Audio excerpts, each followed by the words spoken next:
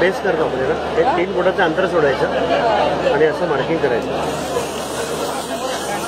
परत मार्किंग आलं आहे, ते मार्किंग खाली आणलं. मार्किंग यासाठी केलं आहे की या गोलाच्या आतमध्ये 3 रंग टाकायचे. पहिला रंग त्या मार्किंगवर टाकला, दुसरा रंग टाकताना आधीच्या रंगांमध्ये थोडंसं त्याला मिक्स करून टाकलं. तिसरा रंग हा मध्ये पूर्ण भरून टाकला. हा झाला बेस. बेस केल्यानंतर मी सेंटर पॉईंट काढला. तर सेंटर आणि डिझाईनचा सेंटर आपण एकमेकांना फक्त मॅच केलं.